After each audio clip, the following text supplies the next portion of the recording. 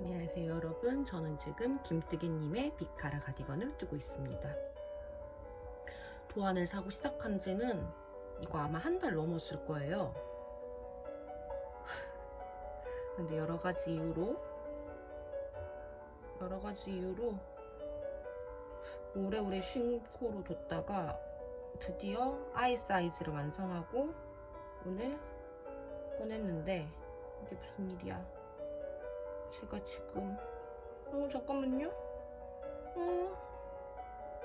실이 찾았다. 제가 지금 부클사랑 라푼젤 실을 합사해서 쓰고 있어요. 둘 다 바늘 이야기 세일 때 샀던 건데 사실 처음에는 라푼젤 실이 왔을 때 너무 뽀득뽀득하다고 해야 하나? 제 스타일이 아닌 거예요. 엄청 당황을 하고 대체 이 실을 어떻게 해야 되나, 10볼을 샀는데 이걸 어떡하나 진짜 고민을 많이 했거든요. 근데 다행히 이 부클사랑 합사를 했더니 생각보다 느낌이 가을가을한 게 괜찮은 거예요.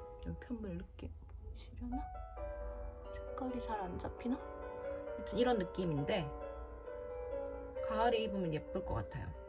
또 그 비카라 가디건이 품이 좀 크게 나왔다고 하더라고요. 그래서 이런 부클 소재는 좀 풍덩하게 입어도 예쁘지 않나 라고 생각해서 비카라 가디건으로 뜨기로 했어요. 그런데 제가 뜨개 초보지 않습니까? 옷을 몇 개 안 만들어 봤잖아요. 그리고 사실 도안만 보고 뜬 적도 잘 없어요. 거의 이제 튜토리얼을 많이 보니까 이게 무슨 일이야.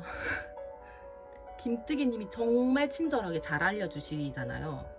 튜토리얼도 그렇고 그 뜨개 레시피도 그렇고 도안도 그렇고 정말 친절하시고 중간중간에 그 영상 링크도 들어있어서 막힐 거라고 생각되는 부분에 다 이렇게 참고 영상을 넣어 놓으셨더라고요.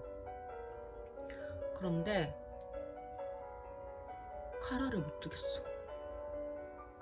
아이 사이즈를 먼저 떴는데 앞에 여기 영상에서 보여드린 아이 사이즈를 떴을 때 그 카라 모양 보셨죠? 양쪽이 하나는 요렇게 되고 하나는 우리가 생각하는 그 카라가 되는 거예요. 이게 제가 늘림을 할 때 코를 너무 장력을 세게 못 잡아줘서 그런가 싶긴 한데 아무튼 너무 당황스러운 거지. 그리고 이제 카라 테두리를 예쁘게 해주잖아요, 그 가디건이. 그것도 못하겠어. 그래서 결국 코바늘로 했어요. 코바늘로. 또 빠졌네. 이게 합사를 해서 뜨면 색깔도 예쁘고 느낌도 예쁘고 다 좋은데 자꾸 한 올씩 한 가닥씩 실이 빠진다고 해야 되나? 자꾸 실을 놓치고 뜨게 되더라고요. 아까도 실이 엉켜서 끊어냈어요. 근데 이 부클사가 좋은 게 실이 끊어졌다 연결을 해도 티가 많이 안 난다는 거? 원래 실이 이렇게 보송보송 기무감이 있잖아요. 그러니까 얘가 매듭이 좀 있어도 티는 많이 안 나서 좋은 것 같아요. 아무래도 한 겹은 조금 약해서 잘 끊어지니까 수정할 때 가끔 끊어지더라고요. 저는 아무래도 초보니까 수정할 일도 되게 많고. 근데 이거는 실을 매듭을 줘도 티가 안 나서 좋아요.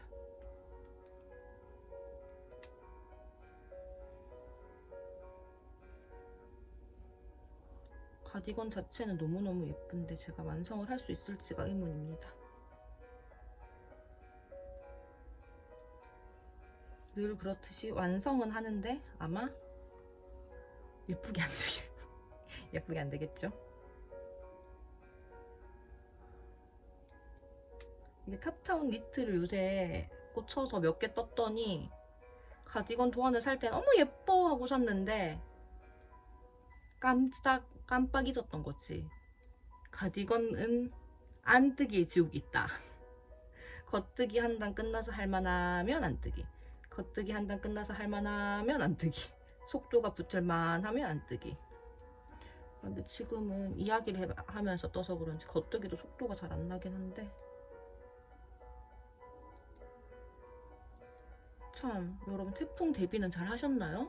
이번 태풍이 매미보다 세고 또 태풍 사라? 보다 세고 아무튼 초강력이라는데 저도 아까 아침에 운동 갔다 와서 저희 집이 주택이잖아요.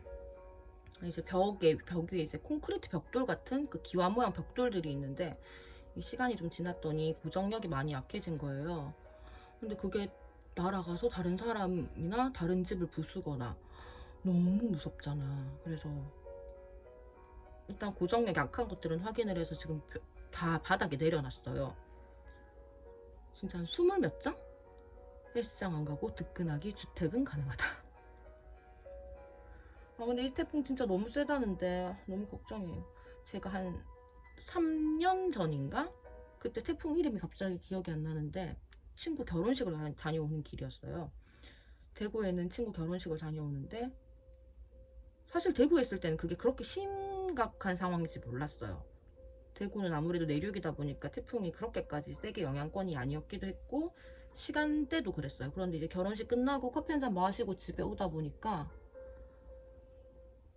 태풍이 점점 심해진 거죠. 근데 버스가 고장이 난 거예요, 고속버스가. 그래서 중간에 이제 원래 정류장이 아니라 다른 곳에서 내려주는데 그곳이 저희 집이랑 굉장히 가까웠어요. 엄청 가까워서 사실 걸어가면 마음 먹고 가면 15분? 20분 안에 걸어갈 수 있는? 사실 제가 산책으로도 걸어서 많이 가는 곳이니까 엄청 가깝단 말이죠.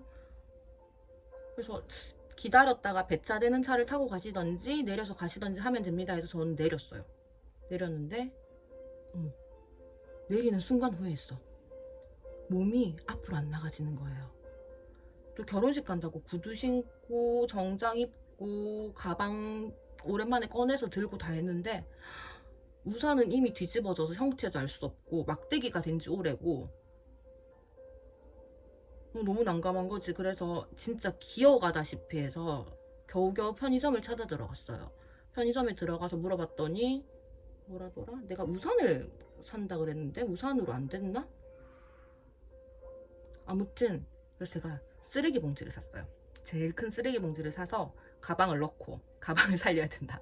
가방을 넣고 이제 심호흡을 하고 다시 문을 열고 나섰죠. 나섰는데 난 분명히 앞으로 가. 그런데 몸이 자꾸 뒤로 가요. 일단 이렇게 사람이 서 있잖아요. 서 있을 수가 없어. 자꾸 이렇게 뒤로 넘어가요. 가면 다행인 게 그냥 중심을 잡고 서 있을 수가 없어요. 그쪽이 강변 쪽이라서 바람이 되게 많이 불기도 하거든요. 그래서 너무 가다가 세 걸음을 못 가니까 세 걸음이 뭐야? 한 걸음을 못 가거든요. 그래서 옆에 주차되어 있는 차문을 잡았어요. 잡았는데도 내 몸이 뒤로 넘어가요. 차문을 잡고 내가 힘을 줘서 앞으로 가려고 안 가지는 거예요. 진짜 그래서 100m를 가는데 10분이 넘게 걸렸을걸요. 죽을 힘을 다해서 걸어가서 어떤 그 필로티 구조의 빌라 주차장에 숨었어요. 비를 잔뜩 맞아 놓으니까 몸이 벌벌벌 떨리지. 물은 계속 차올라서 필로티 주차장이 차오르지. 그래서 계단으로 피신해 있었거든요, 저. 그래서 가족한테 연락해서 좀 데리러 와달라 했는데 이제 바로 올 수가 없는 상황이라서 제가 한 30분을 그 주차장에서 버텨야 했어요. 너무 춥고 너무 서럽고 너무 무섭고 이게 자연재해구나. 이게 지구구나. 나는 이 한낱 우주에 정말 먼지 같은 존재구나. 이 모든 걸 깨닫고 있는 순간 구세주. 그 빌라에 사시는 분이 제가 처음 이상한 사람인 줄 알았나 봐요. 그래서 되게 경계를 하시다가 여자인 걸 알고는 이제 다가오셔가지고 부부셨거든요. 여기서 뭐 하냐고 물어보셔서 지금 태풍 때문에 걸을 수가 없어서 잠깐 비를 피하고 있습니다. 했더니 자기 집으로 가자고 하시는 거예요. 그래서 내가 누군 줄 알고 그 밤이 시간이 거의 한 8시, 9시 이렇게 됐었거든요. 그래서 괜찮아요. 가족이 데리러 오기로 했어요. 조금만 기다리면 돼요 했더니 이렇게 있으면 사람 감기 걸린다고 몸살 난다고 이제 저를 집으로 잠깐만요. 안 뜨기 아무튼 저를 집으로 들여주셨어요. 그래서 제가 몸이 다 젖어서 들어갈 수가 없으니까 너무 미안해서 이제 현관에 있겠다고 했는데 담요도 주시고 차도 끓여주시고 그 집이 3남매였는데 애들도 너무 착하고 예쁜 거예요. 그래서 진짜 그분들 아니었으면 나 얼어 죽었지.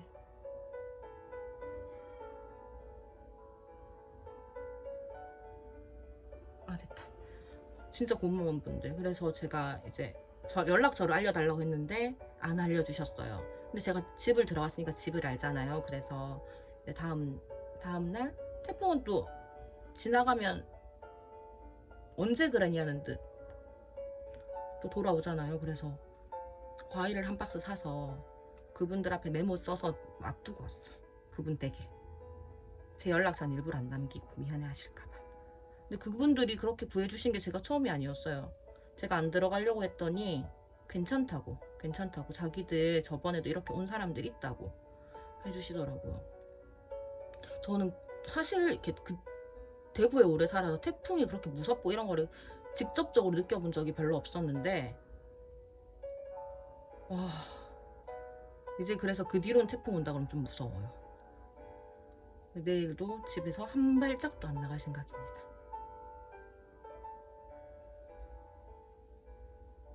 여기는 지금 오늘이 월요일이거든요.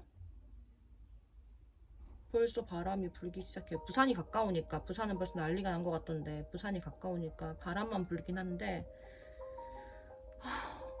진짜 별일 없이 넘어가길 바랍니다.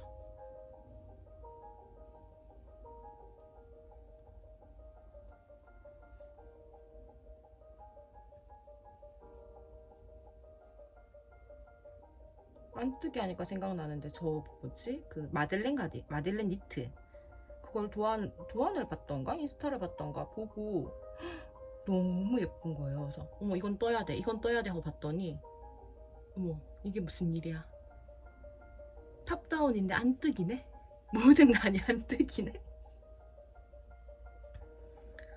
와, 예쁘긴 너무 예쁘고 힘들긴 너무 힘들 것 같고. 그래서 사실 지금 한 석 달째 도안을 살까 말까 고민 중이에요. 근데 유튜브 봤더니 도안 너무 예뻐서 유튜브 찾아봤더니 그 안뜨기 단을 겉뜨기로 바꿔서 뜨시는 분도 있으시더라고요. 근데 저는 뜨개 초보 쪼랩 괜히 나도 그렇게 떠보겠다고 샀다가 진짜 이도저도 안 되는 수가 있어서 지금 고민이에요. 너무 떠보고 싶긴 한데 너무 예쁜데. 세상은 넓고 예쁜 도안은 많다. 그러나 나는 왜 초보인가?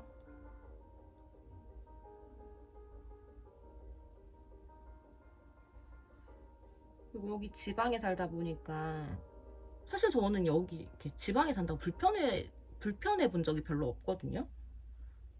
그냥 뭐 기본적으로 다 계속 도시 쪽이긴 했으니까 없는 거 없다고 생각하고 뭐 없어도 크게 문제 없다고 생각하고 살았는데 뜨개를 시작하고 나니까 서울 분들이 좀 부러워지는 거예요. 나도 바늘 이야기 연희동 매장도 가보고 싶고 누가바니츠님 그 공방도 가보고 싶고 또 어디냐 아무튼 동대문 그 도매상가의 그 부자재도 좀 보러 가고 싶고 뜨개실들은 만져보고 사야 된 만져보고 그 다음에 색깔도 조금 화면이랑 다를 수 있잖아요. 그래서 너무 부러운 거지. 그렇다고 그 매장에 가자고 또 서울까지 가기는 너무 무리수가 있고. 그래서 전 조만간에 대구의 리네아 매장은 한번 방문해 볼 생각이에요. 거기도 예전에 잠깐 지나갔었는데 한옥으로 돼서 너무 예쁘더라고요. 그때는 진짜 뜨개를 시작한 지 한 달 이렇게 밖에 안 돼서 아무것도 모를 때라서 이게 여기가 어딘지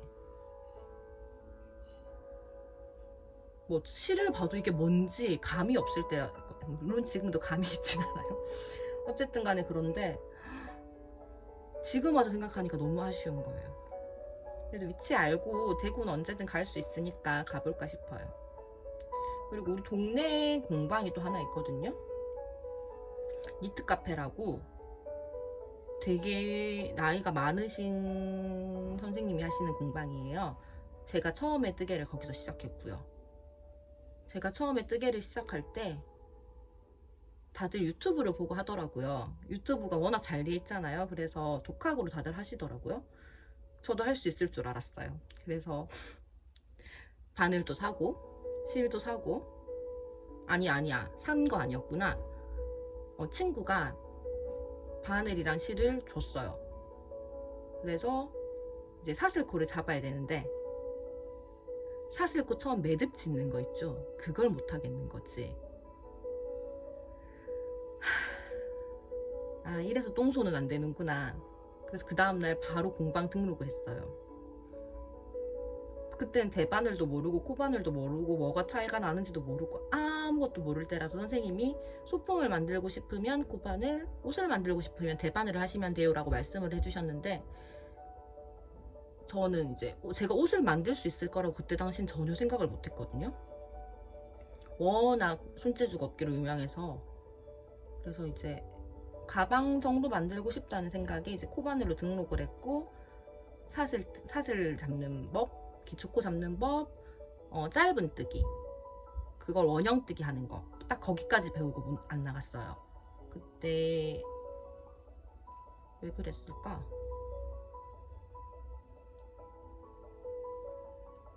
아무튼 사정이 있어서 아무튼 공방에서 그 정도 배우고 이제 나머지는 유튜브를 보고 한 거죠. 코바늘 너무 재밌었어요. 너무 재밌었는데 이제 소품을 뜨다 보니까 한계가 오더라고요. 그래서 진짜 나도 옷을 떠보고 싶다 생각해서 이제 대바늘을 유튜브로 배우기 시작했죠. 처음에는 아메리카노로 떴는데 손목에서 삐걱삐걱 소리가 나더라고요. 제가 이제 예전에 하던 일 특성상 손목을 엄청 많이 쓰는 일을 했어서 손목이 그렇게 좋진 않은데, 이제 뜨개를 하니까 무리가 왔겠죠? 특히 제가 코바늘을 오래 떴으니까 아마 손목에 무리가 더 많이 왔을 거예요. 그래서 이제 뜨개를 못하나 하다가 컨티넨탈이라는 게 있네. 그래서 컨티넨탈을 이제 배우는데, 거기서 또 이제 2차 좌절이 하루 종일 뜨는데 겉뜨기 안 뜨기가 하나도 안 되는 거예요. 그때 로로우니코님 영상을 보고 광명을 찾고 진짜 연습을 많이 했어요. 지금도 사실 아메리카노로 뜨는 것보다 컨티넨탈로 뜨는 게 제가 편물이 예쁘게 나오지는 않아요. 그리고 아메리카노로 떴을 때는 워낙 쫀손이었는데, 컨티넨탈은 또 너무 코가 이렇게 널널하다 해야 되나? 늘어진다 해야 되나? 조금 그런 편이에요. 근데 어쩔 수 없어. 뜨개를 계속 하려면 저는 아메리카는 안 되겠더라고요. 제가 나중에 알고 보니까 플리킹이라는 기법도 있던데, 사실 제가 처음에 아메리카노로 떴던 방식이 완벽하게 아메리칸이라기보다는 플리킹에 가까운 걸 하고 있었더라고요. 이제 무의식적으로 이제 손목을 좀 덜 쓰려고 하다가 그렇게 떴던 것 같아요. 근데 아무래도 컨티넨탈이 제 손목에 무리가 없어서 일단은 코가 조금 늘어져도 이렇게 뜨려고 해요. 대신 근데 이제 이제 늘림, 단 이런 거 할 때는 아직 장력 조절을 잘 못해서 그런지 확실히 안 예쁘게 나오더라고요. 그래서 아까 그 아이 사이즈 카라 보면 그런 이렇게 양쪽이 비대칭이 나오는 그런 현상들이 생기는 것 같아요. 그래서 그런 거 할 때만 아메리칸으로 떠볼까 싶기도 한데, 똥손인지라 컨티넨탈 같다 아메리칸 같다 변환이 잘 안 됩니다. 저 또 뜨기 시작했을 때 주변 지인들, 엄마, 동생 모두 말렸어요. 손재주 없어서 안 된다, 끈기 없어서 안 된다, 시작도 하지 마라, 할 거면 제일 싼 도구로 시작해라, 별별 말 다 하더라고요. 근데 사실 저도 제 자신을 알아서 할 수 있을까라는 생각을 좀 많이 하긴 했는데, 뭐 어때 실패하면 할 수 없지라고 생각을 해서 그냥 시작을 했던 건데, 생각보다 너무 재밌는 거예요. 이게 예쁘게 안 나와도 재밌었어요. 저는 시간도 잘 가고 생각도 없어지고, 그래서 저는 만족합니다. 그래서 바늘도 처음에는 진짜 막바늘 있잖아요, 인터넷에 뭐 1,000원짜리 그런 거 막대바늘 사서 쓰다가 니트프를 산 지도 얼마 안 됐어요. 저는 또 장비병이 크게 있는 스타일은 아니라서 니트프로만 써도 만족스럽더라고요.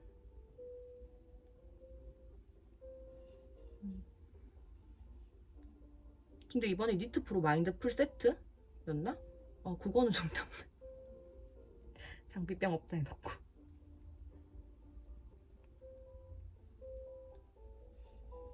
그렇습니다.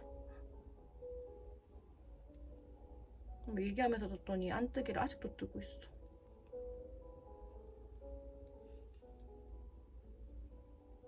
그래도 뜨개가 어디나 들고 다닐 수 있고 언제나 쉬었다가 다시 할 수 있고 참 매력적인 것 같아요. 저도 하다 보면 금손 니터님들처럼 고른 편물, 예쁜 옷, 게이지에 맞는 옷 나오겠죠? 그날을 기원하며 화이팅! 오늘은 여기까지 뜨고 마무리하겠습니다. 안녕!